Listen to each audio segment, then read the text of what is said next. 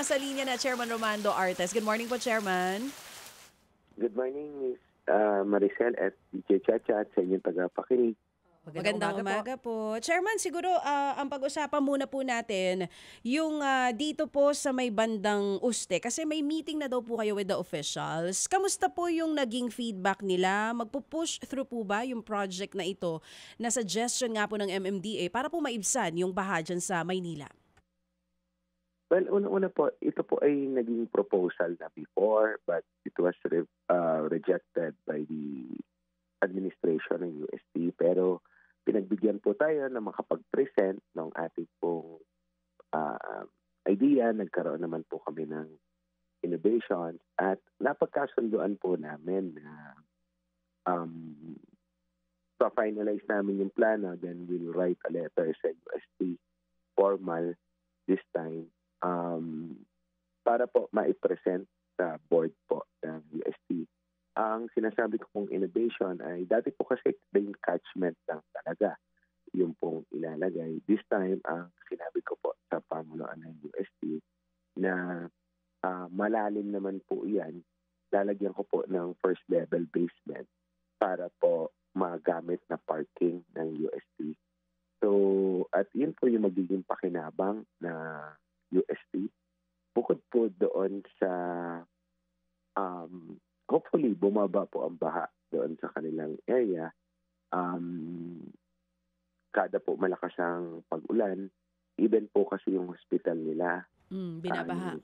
First floor ay binabaha. So, ang balak po kasi namin, pag half meter po kasi ang baha sa Espanya, at yung may certain area, mga nasa 36 to 40,000 cubic meter po yung tubig baha na yan.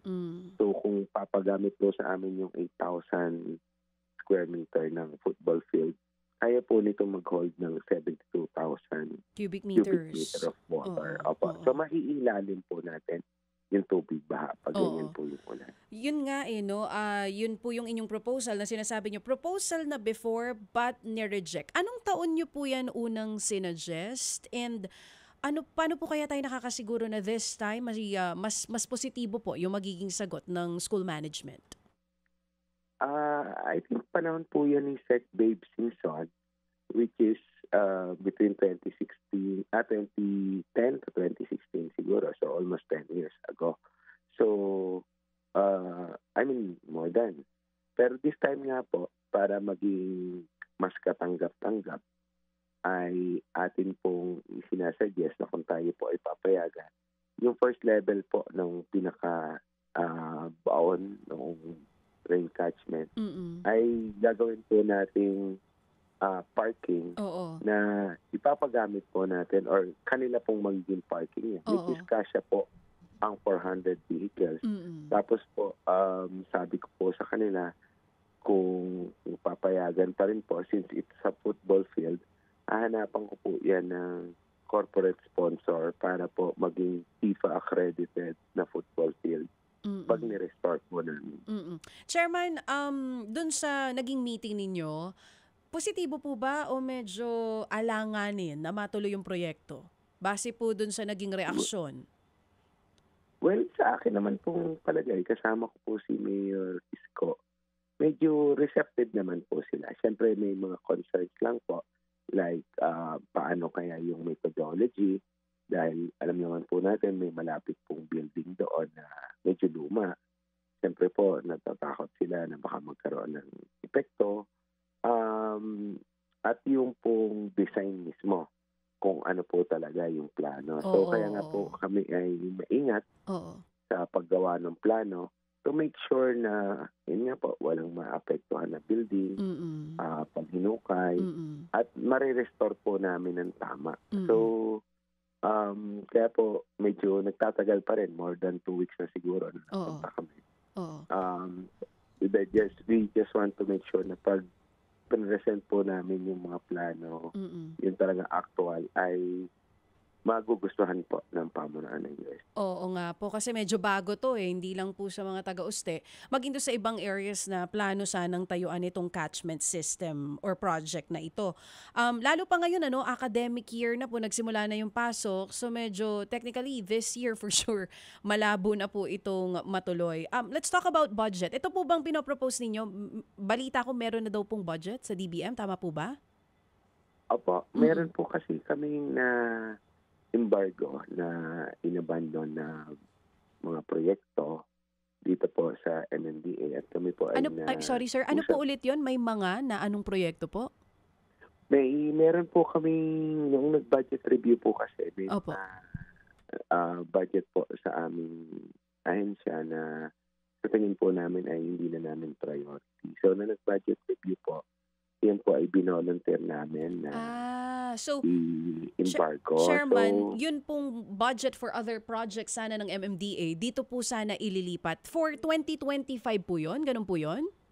2025 po at kami po ay nag-usap ni Sec. Nina Secretary, na oo. kung ni Secretary Nina Pangandaman Opo. na mas maganda po makapag-pilot na using that fund. So, hinihintay niya lang po sa akin din yung mga plano. Mm. Kung hindi man po matuloy yung sa UST kaagad, May ibang areas. na-identify na namin po ang Rizal Memorial Coliseum. Oo nga. Yung pong baseball field nila ay pinagagamit po sa atin. Agreement in principle na po kami. Oo. At ganoon din po yung Camp Aguinaldo. Oo nga. Oo. Meron pong ibinibigay po sa atin na 4,500 square meters po na sa may golf course nila. Opo. Yan po ay magkakatch ng tubig at makakabawas po ng tubig na pumupunta po sa EDSA. Oo. Chairman, yung binabanggit niyo po na supposedly budget for other projects ng MMDA na dito na lang gagamitin, magkano po yan? At pwede po ba iyon? Pwede naman po. Pwede naman pong ilipat. I-request lamang po namin yun sa DBM kasama ng mga plano. Pero subject po yan sa approval na Office of the President. Oo, subject for approval. How much are we talking about po? Para po dito sa, halimbawa, unahin na natin, sabi niyo po kasi may mga ino-offer na areas. Actually, marami-rami yung areas na I think iniikutan nyo rin po sa pakikipagtulungan po yan ng Manila LGU para po maitayo itong catchment system. Nabanggit nyo po yung Rizal Memorial Coliseum, maging yung Camp Aguinaldo. Yung pong budget na hindi nagagamit para dun sa ibang project, magkano po yun nagagamitin natin for this catchment system? Well, hindi ko po alam kung ipagagamit lahat. Pero yung nakahanda pong pondo ay 1.6 billion. 1.6 billion po? Apa. Oo. Tapos, Chairman, paano po yung magiging proseso nun? MMDA with DPWH din po ito? Tulong-tulong po ito pero ang magiging lead agency po ay MMDA. Okay. Dahil sa amin po yung pondo. Pero multi-agency collaboration to kasama po ang private sector. In fact, mamaya pong 1 o'clock. Sir, sorry po, Chairman, sorry. Sino pong kasama? Na isa pa? Prime investor? Hindi po, private sector Private po. sector, Kasi, sorry. Oo. Narinig ko Opo, prime investor, sorry po. Private hindi po. sector. Opo. Private sector. Dahil ano rin po kami, mamaya po in fact may meeting kami kasama po ang DNR, DPWH, Project NOAA, sila Prof. Mahar. In-invite din po namin yung isang Filipino water expert po na World Bank. At ganoon din po DNR. Tapos in-invite rin na po namin yung head na infra ng Sino po, sir? Sorry? yung head po ng infra division. Head ng infra.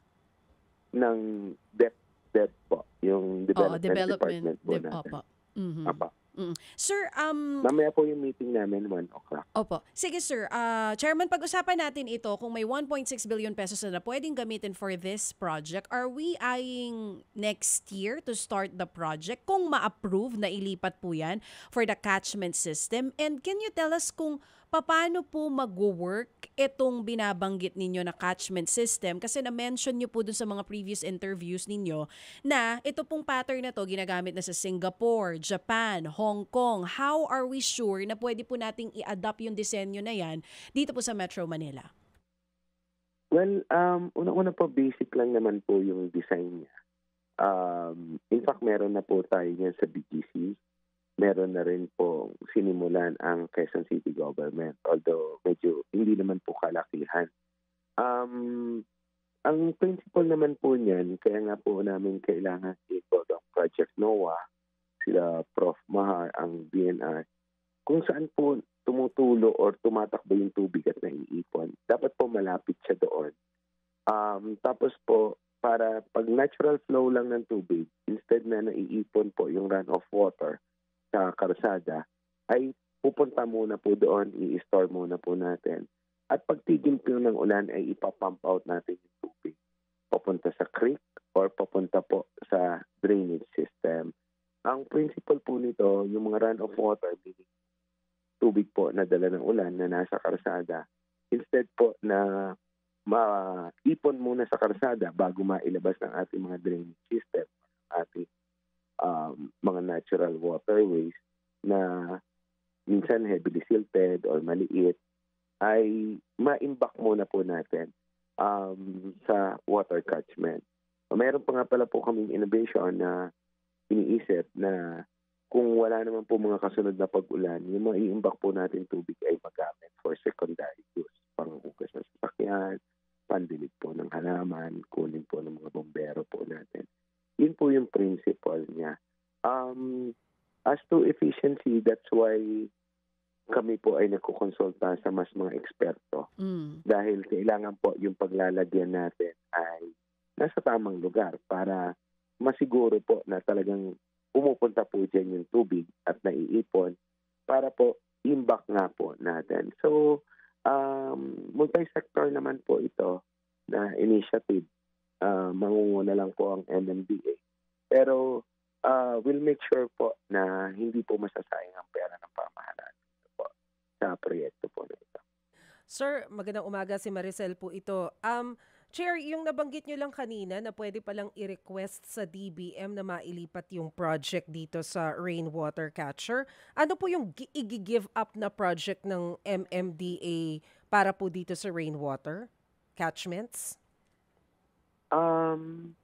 Dalawa pong pondo yon. Yung isa ay amphibious vehicle po. Purchase ng amphibious vehicle na hindi na po natin ituloy. At ganoon din po yung po sa Smart City project po natin.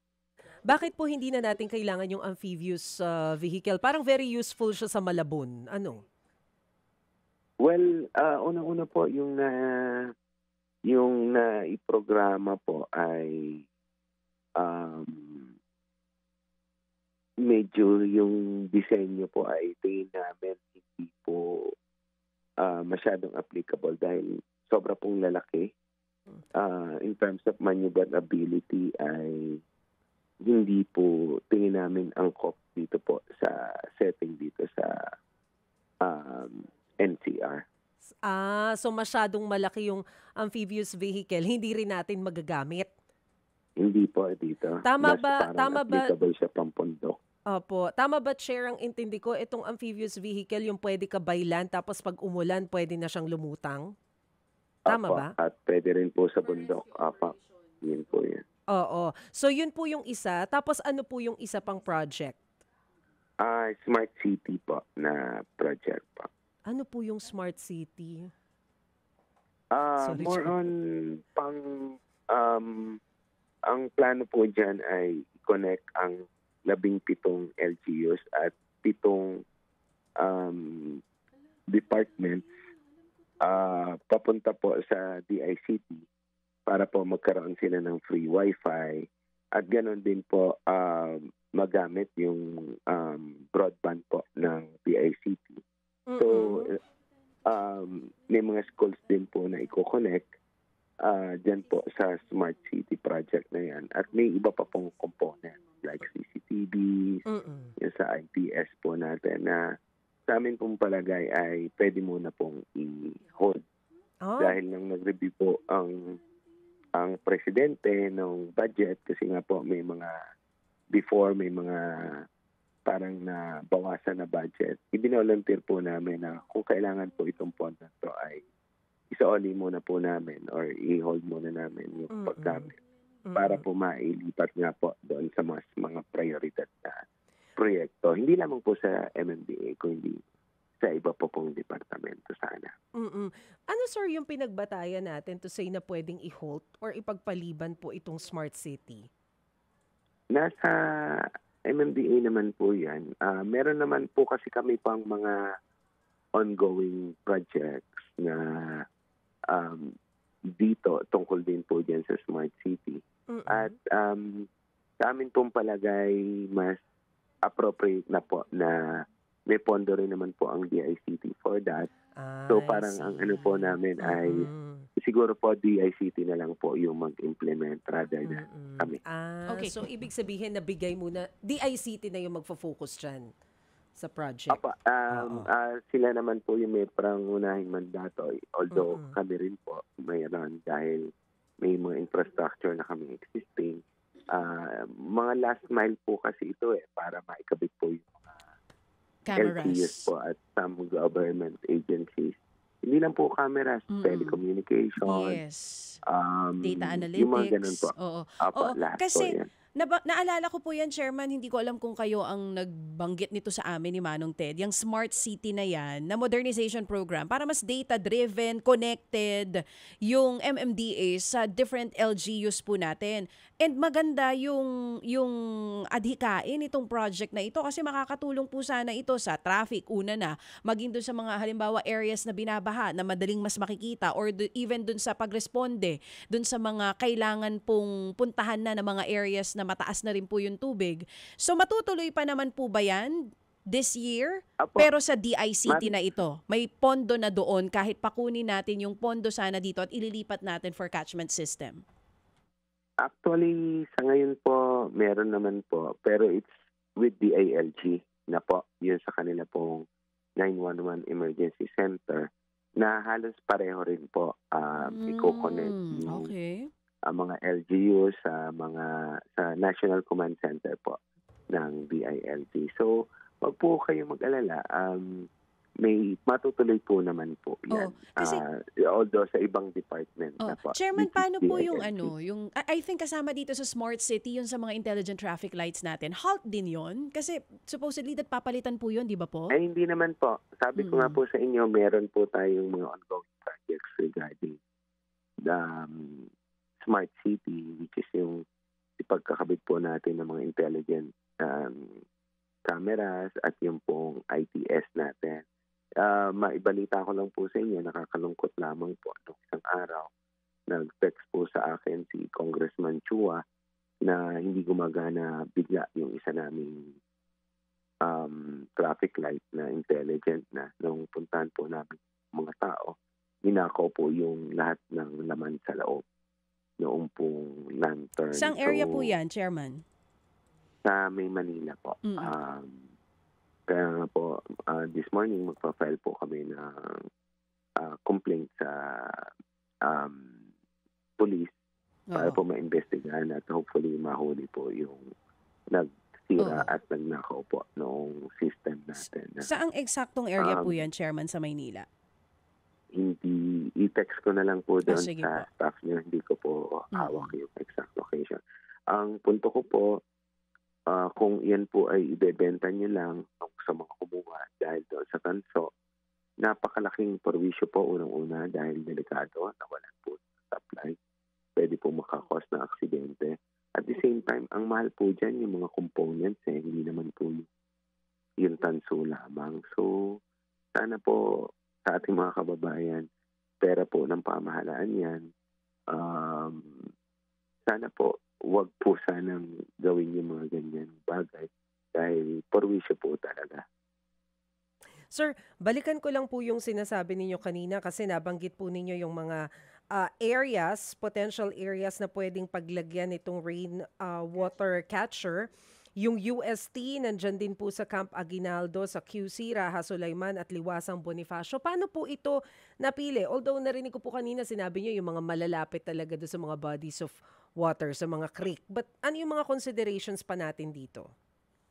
Well, pinaprioritize po natin yung mga open areas na madali. Tapos po, as much as possible, pag-aari po ng gobyerno para mas madali po yung pagkuha ng approval.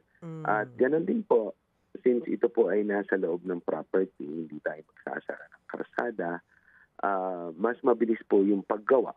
Dahil pwede po dyan magtrabaho siguro 16 hanggang 24 hours kung kailangan.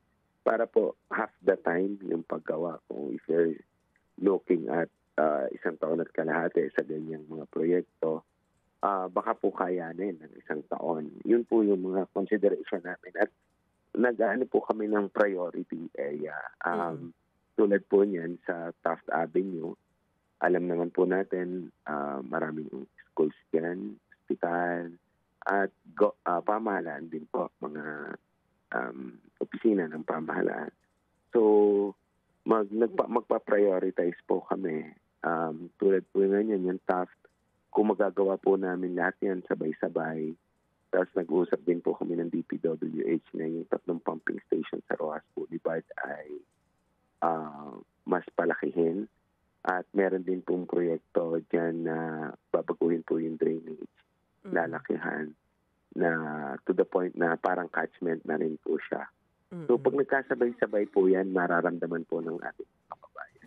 And gaano po kadami yung ine-expect natin? Gaano kalaki yung ine-expect natin na matutulong nitong mga catcher na to? Na-imagine ko po kasi yung nangyari dun sa Quezon City nung nakaraang weekend na parang bumuhos daw yung kalahating buwan ba ng amount ng ulan? 5 days 5 na amount araw ng po. ulan. Tapos biglang lubog loob na lang sa ng isang baha oras. sa loob lang ng isang Opo. oras. Paano to makakatulong? Gaano kalaki yung magiging mababawas? Malaki po. Nasabi ko nga po, ito po namang ganitong sistema ay ginagamit po sa Singapore, Hong Kong, Japan.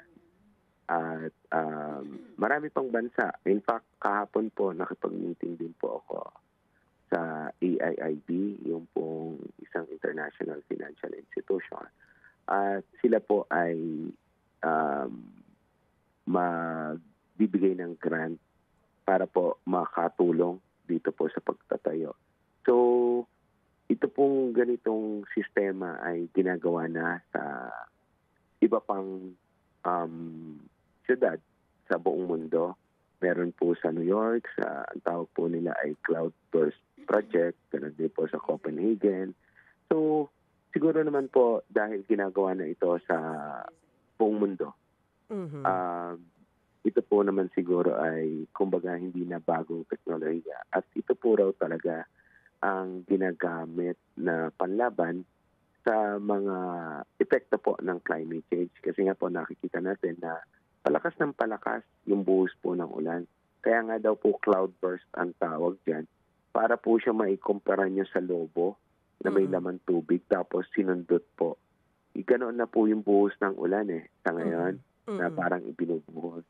At ito po yung nakikita nilang solusyon dahil pag ganyan po kasi kalakas ang ulan, na-overwhelm po ang drainage system, hindi po natin mailabas kaagad papunta po sa mga natural way, even sa mga pumping stations namin. Kaya po yung runoff water talagang maiipon muna sa karsada at magkakos po ng pagbaha pag ganyan po kalalakas yung pag-ulan tulad na nangyari sa Quezon City.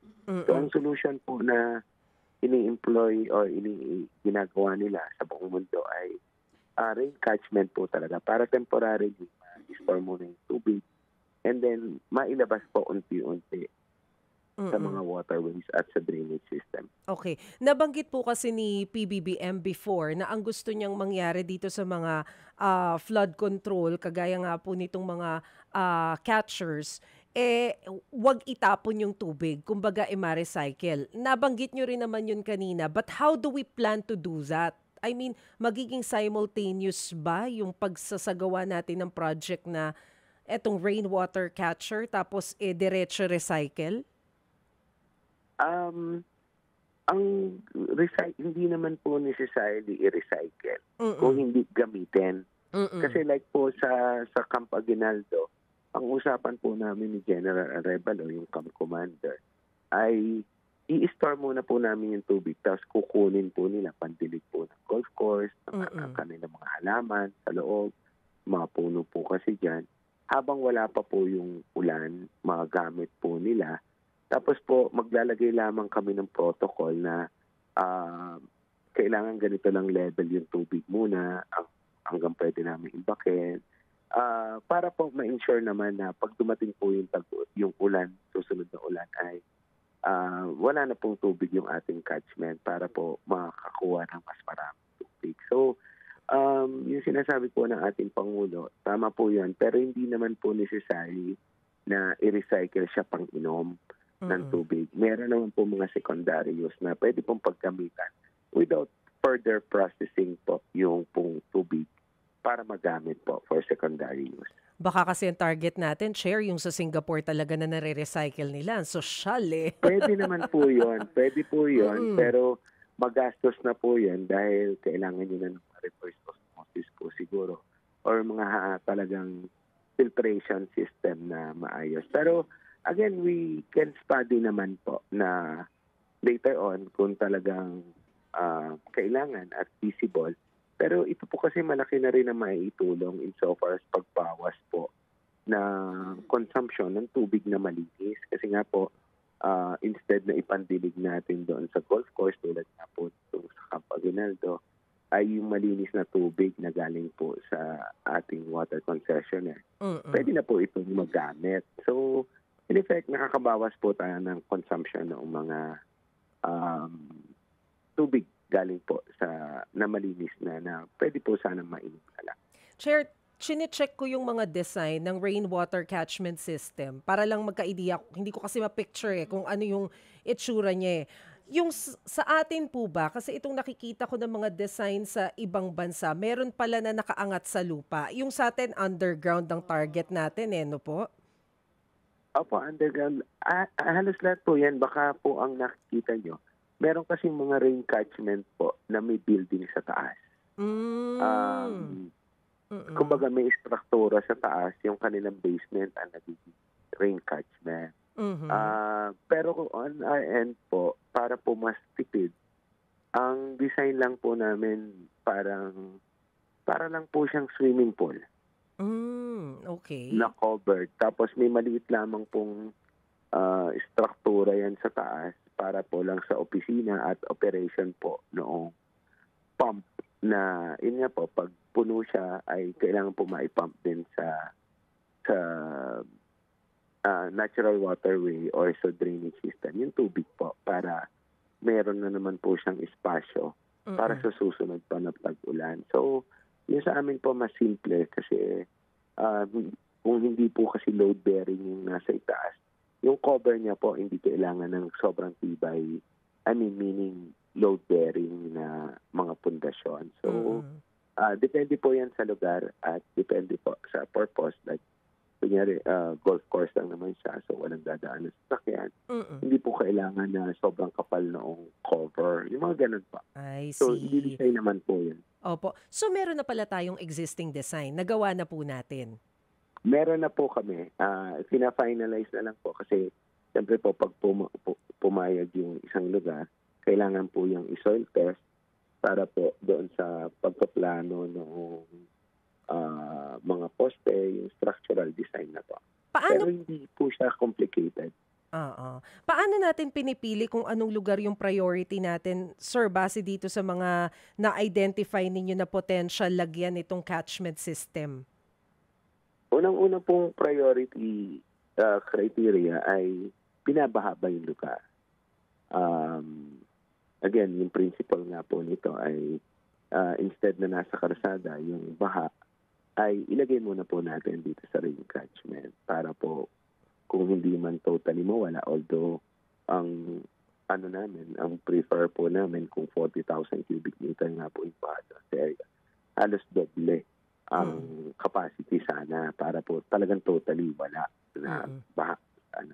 And pangalawa po, siyempre yung ownership ng property kasi kung private siya, more likely hindi naman po papayag ordinarily kasi parang in-expropriate mo na siya. Kailangan po namin magbayad pag gano'n. So, tinarget po namin yung mga nasa bahaing lugar na public owned. Yes. At yung po mga open spaces as much as possible para wala kang structure. At kung ibalik po namin sa original na gamit like mga park, like yung sa Rizal po, baseball stadium, mas mura po yung cost ng pagpapalik. Gaano kadami po, restore. Chair, yung rainwater catchment na kailangan natin para masabi natin na hindi na talaga babahain yung Metro Manila? Kung yan po yung principle, maraming po. Marami. Kahapon po. Oo. Kasi hindi naman po necessary na malalaki. Mm-mm. Minsan po maliliit. In fact, sa Japan po, even yung mga maliliit nilang parks Mm-mm. na ilang square meter lang po, ay ginagawan po nila talaga ng ganyan. Mm. Sa Netherlands po, ang mga parks nila ay medyo nakalubog. Meaning, parang yung sunken garden po ng UP, Mm-mm. na talagang mababa po siya. Na pag umulan po, talaga daw pong puno ng tubig yun. Mm-mm. Yung mga parks na ganoon. Kasi po, ang principle po nga is, instead na nasa karsada, dito na lang sa park. Anyway, after a few minutes naman po ay nawawala to an hour. So, hindi lamang po magagamit yung park pag po puno ng tubig. Pero, ang principle nga po is alisin sa karsada Mm-mm. yung po tubig ulan.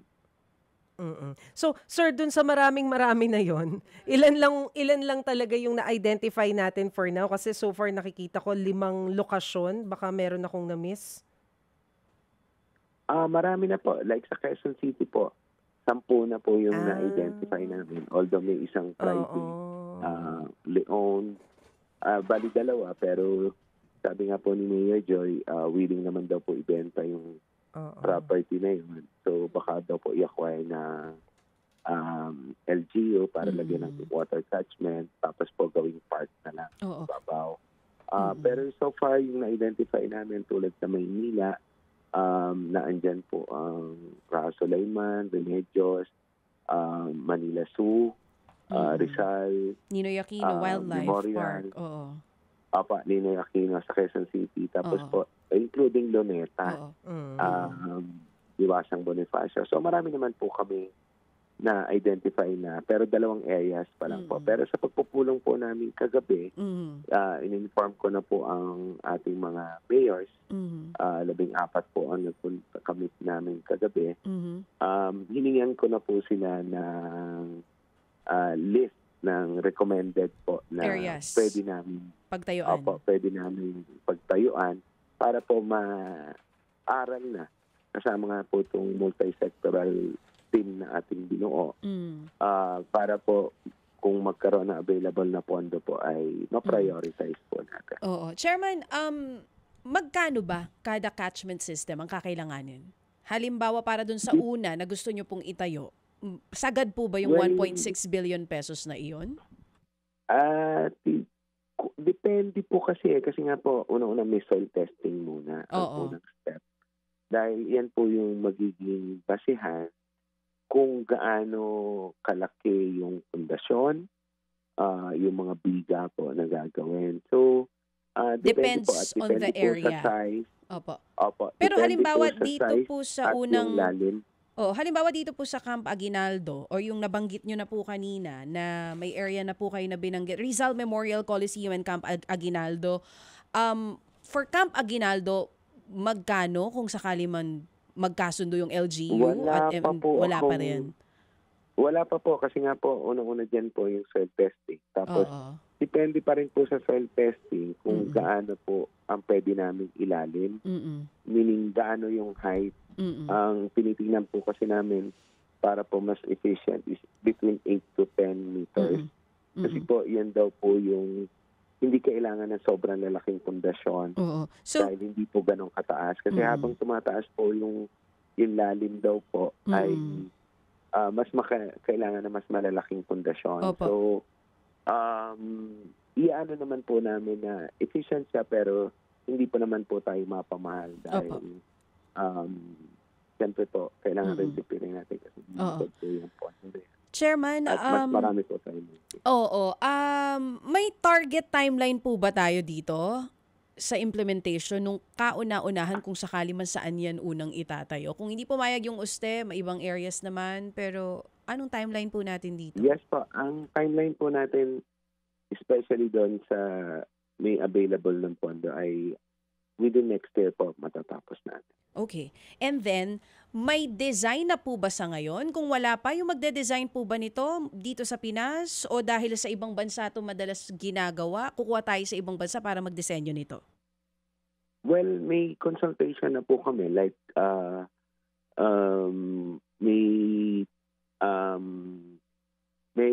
ano naman po tayo, may magandang relasyon doon sa parang environment department ng Mm-mm. Singapore. So, nag-communicate na po kami para matutunan yung design nila sa Singapore. In fact, baka po magpadala po ako ng engineers doon this month para po makita actual yung kanilang So, DPWH engineers ito, catchment. Chairman, na ipapadala natin sa Singapore to check the design? Joint po. Yung team po na binubuo natin will send them kasama po ang DPWH, DepDev, ito pong private sector. In fact, binanggit ko nga rin po So, yun parang sa ang, pamunuan sorry ng po, UST. Chairman, so technically, aaralin ng mga engineers natin dito yung magiging design for catchment para sila mismo ang magdedesenyo ng gagawin dito sa Pilipinas. Why not just kumuha na lang po ng designer mula sa ibang bansa? Mas mahal po ba yun pag ganun? Siyempre po, mas mahal po yan. At mas tatagal po. Kasi ang balak po namin naman ay design and build na.